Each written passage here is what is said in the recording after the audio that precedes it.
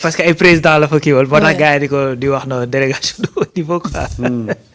donc bi en fait Guinée xam naa li ma ciy kii du sorante du tout ak doyen li muy wax noonu. xam nga Guinée moom dafa d'ailleurs accord de paix yi nga xamante ni dañ koy signé yëpp jëm ci Casamance boo xoolee ci bëri Guinée Bissau ci boppam lañ koy signé. voilà parce que dafa am lu muy kii te li ci doctrine diplomatique Sénégal mooy que ni. ñun ñoo ko gën a jege donc ñun ñoo ci am avis boo xamante ni dafay primer ci biir CEDEAO. d'ailleurs moo tax boo xoolee ni ñu traité coup d'état bi am fële ca Bénin bokkul ak ni ñu traité coup d'état bii nga xamante ni moom moo am ci kii bi loolu nag bokk ci problème yi nga xamante ni dafa am ci biir CEDEAO parce que perception biñ ciy am mooy que ni dafay am 2 poids 2 mesures bien que am na yeneen yu ko mën a expliquer mais loolu du ñëpp ciy mën a jotee tey bi ñu waree intervenir fële ca Bénin Nigéria dafa joxe accord am parce que moom moo jege Bénin ne moom mooy primer ci li nga xamante ne mooy xalaatam li am Guinée bi mu fa waree am Sénégal aussi dafa ñëw ne comme man la taqalool sama avis il faut mu primer te bëgguma ñu dem fa di leen song ak yu demee noonu lii mooy li nga xamante ne moom la kii d'ailleurs CEDEAO ci boppam bi ñuy ne dañuy def transition 1 an position CEDEAO mooy nañ doxal 1 an boobu ci transition boobu et c'est ça qui est bizarre. wallaay c'est bizarre. voilà donc moo tax CEDEAO vraiment nit ñi de plus en plus ñuy am jafe-jafe pour comprendre utilité bien évidemment parce que bu dee Gambie mais dafa taxaloog Sénégal ci biir Sénégal la ne te pourtant Sénégal moo conduire mission ba nga xamante ne moom moo fa demoon muy mission CEDEAO bi ay militaires sénégalais sax ñoo fa demoon nekk ci bannière CEDEAO yaa ngi fàttaliku affaire kii boobu fi amoon ak Salif Sadio la biñ fi téye militaires yi noonu ce qui disait mooy teewuma ay militaires Sénégal ay militaires CEDEAO laa parce que ba ñuy dem foofu effectivement mission CEDEAO lañ demee woon donc quelle est la différence fondamentale avec la Guinée-Bissau bon je pense que c'est peut-être la doctrine du président nga xamante ne comme moom day wax ne nit day dialogue comme ni mu koy waxee fii ci biir réew faaw ñu waxtaanee ko et cetera donc xam naa looloo tax ñu jël la priorité voilà donc pour waxtaanee ko pour le cas de la Guinée donc pour transition bi xam naa nag li ñu fay dem rek puisque CEDEAO déjà nee na ñoom ok nañ pour une transition d'une année ben dañuy dem pour stabiliser pour am effectivement ay nu ma koy tuddati ay garantie que après 1 an danañ loolu mais garantie yooyu c'est-à-dire wax lay doon rek kese parce que garantie constitutionnelle yëpp amoon na Guinée-Bissau terewul Embalo def li mu bëgg a def bi doyen naan situation bi yëpp moo créé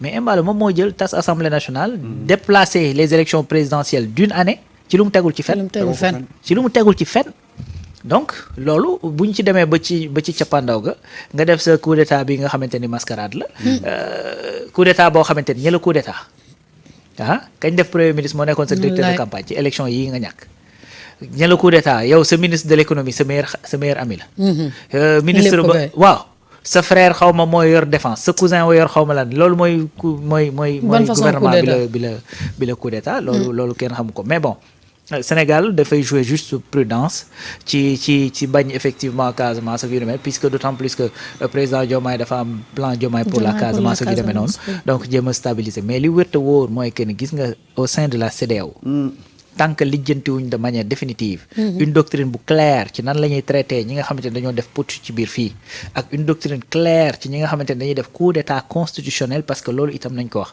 au sein de la CEDEAO on a l'impression que les seuls coups d'état yi ñuy dénoncer mooy yu militaire te bu militaire baag bu constitutionnel bi ñoo ci bokk yam benn yellu ci benn jaaduwu ci ku war a def 2 mandats dem sa constitution 2 mandats la def boo ko defee da ngaa war a dem sa yoon waroo fa nekk di touché waat ay constitution ak ay ñoomin seen sinon wa ilaa nañuy jël mandat yi ñu dindi limitation yi koo xamante ni toujours ce peuple mi ngi lay wóolu ce peuple di la fal mais bu constitution bi xasee ba ni ñaar la boo pare da nga war a dem boo ko laalee nag yow ay coow am mais CEDEAO dafa war a jóg taxaw mais justement ci cas yooyu duñ gis CEDEAO looloo yoon Côte d'Ivoire Sénégal CEDEAO kenn déggu ci Guinée Conakry il a fallu que Doumbouya def coup d'état ñu commencé wax alors que Condé dafa laaloon la constitution loolu nag mooy problème yi nga xamante ne moom moo fi am xoolal li xew Togo avec Gnassingbé yow toog ba say mandat jeex nga changer constitution bi yokk say mandat mu jeex mënatoo laal constitution mënatoo kii bi nga dem changer effectivement le régime def ko régime parlementaire ne léegi ku ëpp doole assemblée nationale yaay fal président de la république te moment bi ngay def loolu yaa ëpp doole assemblée nationale et là c'est là où c'est important li nga wax nii ci Togo oui maa gis keroog benn nit di def analyse bay comparer député Togo ak député Sénégal naan député Togo yi conditions yi ñu leen mettre ay conditions yu excellentes la mais foofu dafa attention parce que tu as compris député yi. oui Niass bi moo ko bëggee noonu. mais c'est ça. c'est-à-dire que. pour li bëgg jàll. pour li bëgg jàll. oui. moo tax nag il faut pas ñuy bañ a comparer les députés togolais. oui. ak députés sénégalais. non, si on a mis les députés togolais dans d'excellentes conditions. c'est pour l'intérêt même du président bi moo am lu mu bëggoon. oui moo tax mu doxalee ko noonu. oui. continuer la waaw jërëjëf mais il a parfaitement raison ah donc looloo tax sax après bi mu jàllee loolu mu jàll. instant bi tant que loolu ma nga fay am mais qu'est-ce que tu vas faire. après bu ko defee élection bu jotee nga defaat clientélisme dugal xaalis ci dëkk bi amaan majorité mais toogaat. c'est ce qui se passe léegi nag yooyu yëpp question yooyu yëpp doo gis communiqué. doo gis ku bokk CEDEAO ku ci wax c'est-à-dire CEDEAO du ci ŋang du ci ñepp bu fekkee ne nag dafa gis kenn koo xamante ne dafa jékki-jékki daal di fële def benn coup d'état militaire après ñu daal di def toutes les sanctions def coow def communiqué wax kooku tamit bu toogee ba quelque temps woy dootuma bokk après finalement lan moo ci wees day laalaat constitution Guinée Conakry dañoo defaat référendum laalaat constitution bi pour que Doumbouya mën a bokk fu mu toll nii voilà donc day toogaat loolu nag c'est la faiblesse de la CEDEAO. Ouais. Voilà te loolu buñ ko corrigé wul moo am encore une fois une doctrine claire ci coup d'état constitutionnel ci coup d'état militaire c'est-à-dire fa ñuy mujj mooy tout simplement am une CEDEAO boo xamante dafay péricliter tasaaroo lay def te boo defu ndànk dañuy dem démarrer waat sur d'autres bases. Et tu vois voilà. Tu vois le fait que ces coups d'état constitutionnels là. Oui. CEDEAO di ci sëgg. moo dem ba léegi les peuples africains. trouve normal un coup d'état militaire. Mais justement. Ouais. C'est vrai. C'est ça un peu la gravité de la chose. Oui. Parce que quand on accepte que des chefs d'État tripatouillent seeni constitution, imposer cette volonté au détriment de la volonté populaire, mais ce président-là, s'il est destitué militairement, même si kenn du ko cautionner, mais le peuple il l'approuve. Ouais. C'est vrai. Il l'approuve. Oui. Et voilà un peu le problème de l'Afrique. Quand bu ñu demee ba peuple bi di cautionner un coup d'état militaire, c'est parce que il en a marre des coups d'état constitutionnels. Non mais c'est vrai. C'est tout à fait. Et les organes yi nga xam ne ñoo war a jóg wax ci loolu mosuñu ci wax. C'est vrai. muy la CEDEAO. Oui. Quand c'est la Côte d'Ivoire, on laisse passer. Quand c'est le Bénin, on laisse passer. Mais quand c'est les petits pays là, on essaie de jouer aux gendarmes. Oui. C'est ça aujourd'hui. Ouais. Loolu moo métti tey les peuples africains et certains pays loolu moo leen métti ba tax ils se voient pas dans la CEDEAO. Parce que nag gis nga CEDEAO tant que jëluñ ko def ko un instrument dirigé par les Africains et pour les Africains. Ouais. CEDEAO xool toujours africain dañ koy xoolee comme le bras armé de la France-Afrique. Malheureusement au cours de ces dernières années-là, il y a eu une très grande déconnexion entre l'instrument muy la CEDEAO ak les peuples africains. Oui. Et le peuple et la CEDEAO a intérêt maintenant à se réactualiser, à essayer d'être maintenant un outil dirigé par les Africains et pour les Africains. C'est important. Kañ lay doon nag. du gaaw de. Wait and see.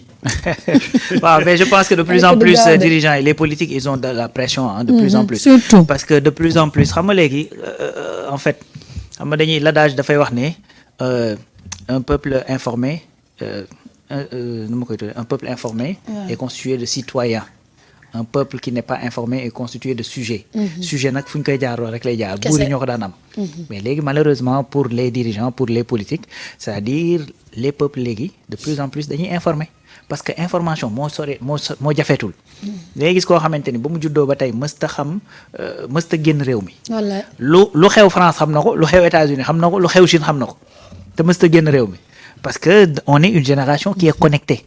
dañuy xam liy xew feneen di gis mbeddi tugal yi bu njëkk loolu lu jafe la woon donc loolu dafay tax de plus en plus effectivement exigence boobu dafay am ci ñi nga xamante ne ñoom ñooy les dirigeants mooy les élites politiques.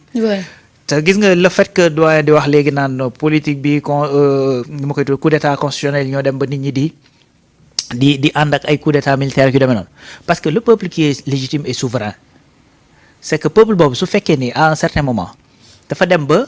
nga bëgg koo xañ ses moyens. yi nga xamante ne fa lay mën a exprimer lii volonté am mooy diw mi fi bëggatuma ko ci ñuy ëpp ci ñun bëggatuñ ko bokk. na fi jógee dañuy teg keneen nga bëgg a jaare ci leneen pour mën a ñu bañ a exprimer seen bëgg-bëgg boobu. mais peuple bi dans sa majorité da lay wan ni maa la ëpp doole. day dem chercher d'autres moyens dans les pays où yi nga xamante ne loolu ça n'existe pas amu fa ay laal constitution ak tripatouille yeeg yu demee noonu. mais doo fa dégg coup d'état doo fa dégg de. tey les pays yi nga xamante mais Mariata yow Amérique latine Amérique du Sud mais lu ko gën a jaxasoo. Amérique du Sud yow tey buñ ne est-ce que buñ la jékki-jékki woon ne la visa wa ngi nii yow kaay ñu yóbbu la Colombie di nga ñemee dem. doo ñemee dem. parce que ya nga fay dégg a tax Venezuela gi ay Chili Brésil nga xamante ne favelas yi ku ne gis na nu mel est-ce que da nga fay dégg coup d'état te pourtant Amérique du Sud loolu la jaxasoo mais doo fa dégg coup d'état parce que dafa am yoo xamante ne réglé nañ ko ba pare peuple bi xam na ni bu échéance jotee mu war a voter kenn du ko xañ looloom noonu da koy jóg dem def ko comme il se doit mais toujours en Afrique da ngay gis loolu la te nag remarque fi mu gën a baree mooy Afrique de l'Ouest waaw Éthiopie maanaam Afrique de l'Est Afrique du Sud kii bi Afrique méridionale yow kañ nga fa gëj a dégg ces gens de loolu récemment ngay dégg la Tanzanienne la def moom lu kenn comprendre et tout ça mais sinon lu ci ëpp yaa ngi koy dégg lu ci ëpp Afrique de l'Ouest parce que xam nga les enjeux oui xam nga les pays yi nga xam ne anglophones yi dañ leen jot a coloniser bi ñu ci pare